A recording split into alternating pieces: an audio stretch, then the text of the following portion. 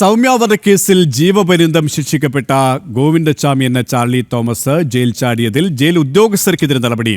Deputy prison officer Rajeesh, 2 എപിഒമാർ, night officer എന്നിവരെ suspend ചെയ്യും.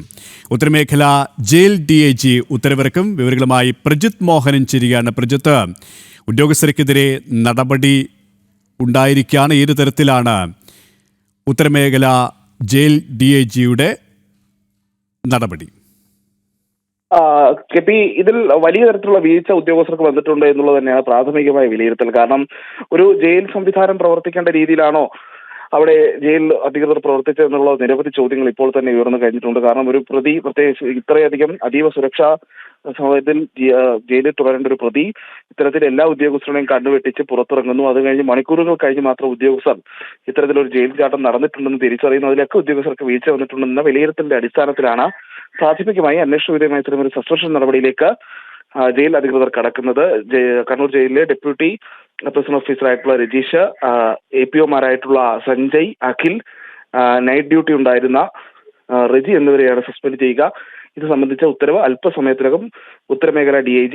പ്രജിത്ത് പറഞ്ഞതുപോലെ തന്നെ നാടിനെ ഒന്നാകെ മുൾമുനയിൽ നിർത്തിയ ഒരു ജയിൽ ചാട്ടം. ഇതിലാണ് കുറ്റക്കാരെന്ന് കണ്ടെത്തിയ പ്രാഥമികമായ പരിശോധനയിൽ കണ്ടെത്തിയവർക്കെതിരെ നടപടി ഉണ്ടായിരിക്കുന്നത്. ഡെപ്യൂട്ടി പ്രിസൺ ഓഫീസർ, ഒപ്പം നൈറ്റ് ഓഫീസർ, അങ്ങനെ 2 എപിഒമാർ എന്നിവരെ സസ്പെൻഡ് ചെയ്യാനാണ് തീരുമാനിച്ചിരിക്കുന്നത്. പക്ഷേ വളരെ ഗുരുതരമായ ഒരു സുരക്ഷാ വിലോപം തന്നെയാണ് ഈ കണ്ണൂർ സെൻട്രൽ ജയിലിൽ നിന്ന് നമുക്ക് കാണാൻ സാധിച്ചത്. കഴിഞ്ഞ കുറേ വർഷങ്ങളായി തന്നെ കണ്ണൂർ സെൻട്രൽ ജയിലിനെ സംബന്ധിച്ചിടത്തോളം ഇത്തരത്തിലുള്ള വ്യാപകമായ പരാതികളുടെ CPM തടവുകാർക്ക് എല്ലാവിധ സംരക്ഷണം നൽകുന്നു, ഒത്താശ നൽകുന്നു എന്ന രീതിയിലുള്ള ഈ ഉദ്യോഗസ്ഥർ തന്നെ CPM പ്രവർത്തകരാണ്. ഭൂരിപക്ഷം ഉദ്യോഗസ്ഥരും CPM പ്രവർത്തകരാണ്. മറ്റ് പ്രദേശങ്ങളിൽ നിന്ന് വരുന്ന, മറ്റ് സ്ഥലങ്ങളിൽ നിന്ന് വരുന്ന ഇതര രാഷ്ട്രീയ വിശ്വാസമുള്ള ഉദ്യോഗസ്ഥർക്ക് അവിടെ ജോലി ചെയ്യാൻ പോലും കഴിയാത്ത സാഹചര്യമാണ് എന്ന തരത്തിലുള്ള വിമർശനങ്ങൾ ഉണ്ടായിരുന്നു. ഇതൊക്കെ സാധൂകരിക്കുന്ന രീതിയിലേക്ക് തന്നെയാണ് ഓരോ ദിവസവും പുതിയ പുതിയ വാർത്തകൾ വരുന്നത്. ഇപ്പോൾ മുഖം രക്ഷിക്കാനുള്ള ഒരു നടപടിയാണ് ഇപ്പോൾ ഉണ്ടായിരിക്കുന്നത് എന്ന് വേണ്ടേ അതിലൂടെ മനസ്സിലാക്കാനും? കണ്ണൂർ ജയിലിന്റെ പ്രാഥമികമായിട്ടുള്ള, അല്ലെങ്കിൽ അവിടെ ഒരു സുരക്ഷാ ഓഡിറ്റ് തന്നെ നടത്തുന്ന സാഹചര്യമുണ്ട് എന്നുള്ളതാണ് ഈ സംഭവം വ്യക്തമാക്കുന്നത്. കാരണം നേരത്തെ തന്നെ പലവിധമായ വാർത്തകൾ വന്നിട്ടുള്ളതാണ്. ഇടതുപക്ഷ രാഷ്ട്രീയമുള്ള അല്ലെങ്കിൽ രാഷ്ട്രീയ കൊലപാതക കേസുകളൊക്കെ പ്രതിയാകുന്നവർക്ക് ആ ജയിലിൽ കിട്ടുന്ന സർവ്വസ്വാതന്ത്ര്യവും അവർക്ക് അവിടെ കിട്ടുന്ന പ്രത്യേക സൗകര്യങ്ങളും ഒക്കെ പലപ്പോഴും മാധ്യമങ്ങൾ തന്നെ റിപ്പോർട്ട് ചെയ്തിട്ടുള്ളതാണ്. ജൻ-TV തന്നെ പുറത്തു കൊണ്ടുവന്നിട്ടുള്ളതാണ്. അത്തരം നിരവധി വീഴ്ചകൾ ഉണ്ടായിട്ടും ഉദ്യോഗസ്ഥർക്കെതിരെയോ അവിടെ നിൽക്കുന്ന ഒരു സംവിധാനം പൊളിച്ചു പണിയാനോ ജയിൽ വകുപ്പിന്റെ ഉന്നത ഉദ്യോഗസ്ഥർ തയ്യാറായിട്ടില്ല എന്നുള്ളതാണ്. കാരണം അവിടെ ഉണ്ടാകുന്ന ഉദ്യോഗസ്ഥർക്ക്, അവിടെ നിയമിക്കപ്പെടുന്ന ഉദ്യോഗസ്ഥർക്കെല്ലാം എപ്പോഴും ഒരു രാഷ്ട്രീയ പശ്ചാത്തലമുള്ള ഉദ്യോഗസ്ഥരായിരിക്കും. അത് CPMന്റെ രാഷ്ട്രീയ പശ്ചാത്തലമുള്ളവരായിരിക്കും. അതുകൊണ്ട് തന്നെ അവർക്ക് പ്രിയപ്പെട്ട, അവർക്ക് ആവശ്യമുള്ള രാഷ്ട്രീയ കൊലപാതക കേസുകളടക്കം പ്രതികളടക്കമുള്ളവർക്ക് കൃത്യമായ സംരക്ഷണവും സർവ്വസ്വാതന്ത്ര്യവും ആ ജയിലിൽ ലഭിക്കുന്നുണ്ട് എന്നുള്ളത് കഴിഞ്ഞ കുറേ കാലമായി തെളിയിക്കപ്പെട്ടിട്ടുള്ള വിഷയവുമാണ്. അതിനിടയിലാണ് ഇത്തരം ഒരു പ്രധാനപ്പെട്ട കേരളത്തിൽ നടക്കിയ സൗമ്യ കൊലക്കേസ് പോലെയുള്ള ഒരു കേസിലെ പ്രതി ഈ രീതിയിൽ ജയിൽ ചാടുന്ന സാഹചര്യം ഉണ്ടായിരുന്നു. അപ്പോൾ ജയിലിലെ CCTV സംവിധാനം അടക്കം കൃത്യമായി പ്രവർത്തിച്ചിരുന്നില്ല. ഉദ്യോഗസ്ഥരുടെ അലംഭാവം ഉണ്ടായിട്ടുണ്ട്. ജയിലിൽ റോന്ത് ചുറ്റുന്ന ഉദ്യോഗസ്ഥർ കൃത്യമായ പരിശോധനകൾ നടത്തിയിരുന്നില്ല. അങ്ങനെ ഒരുപാട് വീഴ്ചകൾ ഇതിൽ ചൂണ്ടിക്കാട്ടാനുണ്ട്. അതുകൊണ്ട് തന്നെയാണ് ഈ പ്രാഥമികമായ ഒരു മുഖം രക്ഷിക്കൽ നടപടി എന്ന രീതിയിൽ ഈ ഉദ്യോഗസ്ഥർക്കെതിരെ സസ്പെൻഷൻ നടപടികളിലേക്ക് ജയിൽ വകുപ്പ് കടക്കുന്നത്. അതിനുശേഷം കണ്ണൂർ റേഞ്ച് DIGയുടെ ഒക്കെ നേതൃത്വത്തിൽ വിശദമായ അന്വേഷണവും ഇതിൽ പ്രഖ്യാപിക്കുന്നുണ്ട്. പക്ഷേ നടപടികൾ ഇത്തരത്തിൽ തൊലിപ്പുറത്ത് മാത്രമായി പോകുന്നു എന്നുള്ളതാണ് എപ്പോഴും സംഭവിക്കുന്നത്.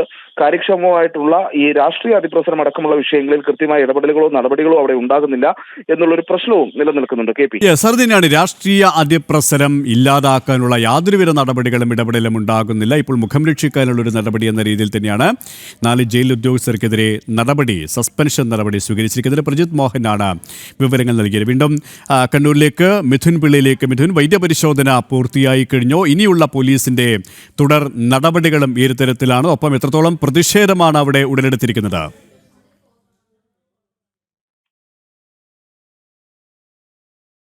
KP, നമ്മളിപ്പോൾ അസിസ്റ്റന്റ് കമ്മീഷണറുടെ ഓഫീസിന് മുമ്പിലാണ്. ഇവിടേക്കാണ് വൈദ്യപരിശോധനയ്ക്ക് ശേഷം ഗോവിന്ദച്ചാമിയെ ചോദ്യം ചെയ്യാനായി കൊണ്ടുവന്നിരിക്കുന്നത്. അല്പസമയത്തിനകം തന്നെ ചോദ്യം ചെയ്യൽ പൂർത്തിയാക്കിക്കൊണ്ട് കോടതിയിൽ ഇയാളെ ഹാജരാക്കാനുള്ള നീക്കത്തിലേക്കാണ് പോലീസ് കടക്കുന്നത്. കാരണം വളരെ പെട്ടെന്ന് തന്നെ ചോദ്യം ചെയ്യൽ പൂർത്തിയാക്കി കോടതിയിൽ ഹാജരാക്കി റിമാൻഡ് അടക്കമുള്ള നടപടി ക്രമങ്ങളിലേക്ക് കടക്കുകയാണ് ചെയ്യുക. ഏതാണ്ട് വളരെ പെട്ടെന്ന് തന്നെ വൈദ്യപരിശോധന വളരെ പെട്ടെന്ന് തന്നെ പൂർത്തിയാക്കിയിട്ടുണ്ട്. കാരണം ഇയാൾ കിണറ്റിലേക്ക് എടുത്തു ചാടുകയാണ് ഉണ്ടായത്. ആ കിണറ്റിലേക്ക് എടുത്ത് ചാടി ഇയാൾക്ക് മറ്റെന്തെങ്കിലും ആരോഗ്യ പ്രശ്നങ്ങൾ ഉണ്ടാവുകയോ ചോദ്യം ചെയ്യുന്നതിനിടയിൽ മറ്റെന്തെങ്കിലും ബുദ്ധിമുട്ട് അന്വേഷണ സംഘത്തിന് ഉണ്ടായിക്കഴിഞ്ഞാൽ അത് വലിയ പ്രയാസത്തിലേക്ക് പോകും. ആ ഒരു സാഹചര്യത്തിലാണ് ഇയാളെ വൈദ്യപരിശോധന നടത്തി ഇപ്പോൾ കാര്യമായ മറ്റ് പ്രശ്നങ്ങളൊന്നും ഇല്ലാതെ കണ്ടതിൻ്റെ അടിസ്ഥാനത്തിൽ കൂടിയാണ് ഇയാളെ ഇപ്പോൾ ഈ കണ്ണൂർ ACPയുടെ ഓഫീസിലേക്ക് കൊണ്ടുവന്നിരിക്കുന്നത്.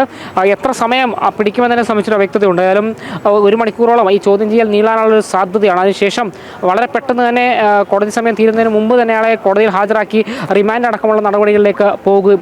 KP മിഥുൻ, ഒപ്പം തന്നെ ഈ പോലീസിന്റെ അല്ലെങ്കിൽ അന്വേഷണ സംഘത്തിന്റെ ഈ ജയിൽ ഉദ്യോഗസ്ഥരുടെ വലിയ വീഴ്ച, അതുകൊണ്ട് തന്നെയാണ് 4 ജയിൽ ഉദ്യോഗസ്ഥരെ ഇപ്പോൾ പ്രാഥമികമായി സസ്പെൻഡ് ചെയ്തിരിക്കുന്നത്, ആ ഒരു നടപടികളിലേക്ക് കടന്നിരിക്കുന്നത്. അതും മുഖം രക്ഷിക്കാനുള്ള ഒരു നടപടി എന്നുള്ള വിമർശനമാണ് സ്വാഭാവികമായും ഉയരുന്നത്. കാരണം അത്രത്തോളം സുരക്ഷാ വീഴ്ചയാണ് ഉണ്ടായത്. ഈ സുരക്ഷാ വീഴ്ചയിൽ വലിയ പ്രതിഷേധം, ഇത്തരത്തിലുള്ള കൊടും ക്രിമിനൽ രക്ഷപ്പെട്ട് പുറത്തിറങ്ങാൻ ഇടയാക്കിയ ഒരു സാഹചര്യം, അത് ജനങ്ങളെ സംബന്ധിച്ചിടത്തോളം സ്വാഭാവികമായി നമ്മൾ നേരത്തെ പറഞ്ഞതുപോലെ തന്നെ ആശങ്കയുണ്ടാക്കിയിരുന്നു, ഭീതി ഉണ്ടാക്കിയിരുന്നു. അതുകൊണ്ട് തന്നെ പ്രതിഷേധം നാട്ടുകാരുടെയും മറ്റ് രാഷ്ട്രീയ യുവജന സംഘടനകളുടെയും ഭാഗത്തു നിന്നും ഉണ്ടായിട്ടുണ്ടോ, ഉണ്ടാകാനുള്ള സാധ്യതയും മുന്നിലുണ്ട് അല്ലേ?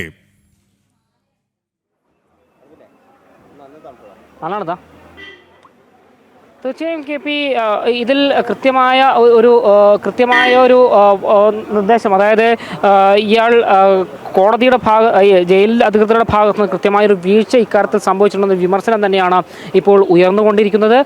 കാരണം ഉള്ളിലെ ആളറിയാതെ ഇത്തരം ഒരു നടപടി, അല്ലെങ്കിൽ ഇയാൾക്ക് ജയിൽ ചാടാൻ സാധിക്കില്ല, അത് ആരുടെ പിന്തുണയാണ് ഇയാൾക്ക് കിട്ടിയെന്നൊരു ചോദ്യം തന്നെയാണ് ഉയരുന്നത്. ജയിലിനകത്തു നിന്നാണോ പുറത്തു നിന്നാണോ എന്നൊരു ചോദ്യം തന്നെയാണ് ഉയരുന്നത്. ഏതായാലും ഇപ്പോൾ കണ്ണൂർ സിറ്റി പോലീസ് കമ്മീഷണർ ഉൾപ്പെടെ ഈ ചോദ്യം ചെയ്യൽ നടപടിയുടെ ഭാഗമായി ഈ ACPയുടെ കാര്യാലയത്തിലേക്ക് എത്തിയിട്ടുണ്ട്. അല്പസമയത്തിനകം തന്നെ ഈ നടപടിക്രമങ്ങൾ പൂർത്തിയാക്കി ഇയാളെ ഇവിടെ നിന്ന് കോടതിയിൽ ഹാജരാക്കുമെന്നാണ് മനസ്സിലാക്കുന്നത്. ഏതായാലും ഈ കൃത്യമായ വീഴ്ച കണ്ടെത്തിയതിൻ്റെ അടിസ്ഥാനത്തിൽ തന്നെയാണ് ഇപ്പോൾ 4 പേർക്കെതിരെ പോലീസ് ഈ വകുപ്പ് തല നടപടിയെടുക്കുന്ന രീതിയിലേക്ക് കാര്യങ്ങൾ പോയത്. ഇവിടെ 4 പേരിൽ മാത്രം നടപടി ഒതുങ്ങുമോ? ഇത് പ്രാഥമികമായി നേരത്തെ പറഞ്ഞതുപോലെ തന്നെ മുഖം രക്ഷിക്കാനുള്ള ഒരു നടപടിയും, കാരണം അത്രത്തോളം നാണക്കേടുണ്ടാക്കിയ ഒരു സംഭവമാണ്. കൊടും കുറ്റവാളികളെ പാർപ്പിക്കുന്ന 10-ാം ബ്ലോക്കിൽ നിന്നാണ് കണ്ണൂർ സെൻട്രൽ ജയിൽ പോലുള്ള അതീവ സുരക്ഷ ഉണ്ട് എന്ന് വിലയിരുത്തുന്ന ആ ജയിലിൽ നിന്നും ഈ ഒരു കൊടും കുറ്റവാളി രക്ഷപ്പെട്ടത്. അവിടെ ഒരു 4 ഉദ്യോഗസ്ഥർ, രാത്രി ഡ്യൂട്ടിയിലുണ്ടായിരുന്ന 4 ഉദ്യോഗസ്ഥർക്കെതിരെ നടപടി സ്വീകരിച്ചുകൊണ്ട് മാത്രം ജയിൽ അധികൃതർക്ക് രക്ഷപ്പെടാൻ സാധിക്കുമോ?